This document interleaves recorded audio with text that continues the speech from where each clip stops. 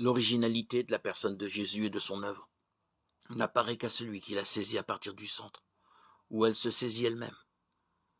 La conscience du Christ, c'est l'évidence. Mais quel moyen avons-nous de rejoindre le contenu de cette conscience? La réponse est simple. À partir des paroles que la critique historique regarde comme étant directement tombées de la bouche du Christ. Les historiens admettent généralement, en effet, que souvent les paroles prêtées au Christ reflètent les interprétations des évangélistes eux-mêmes ou les préoccupations des premières communautés chrétiennes.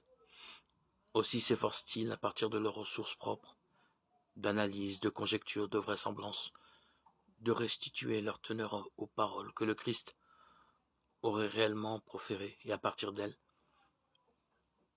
le contenu de la conscience de Jésus.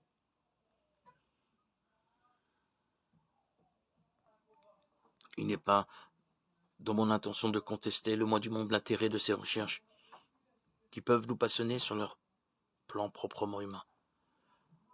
Je tiens cependant à dire qu'elles ne sont pas la source et le fondement de notre connaissance de Jésus par la foi.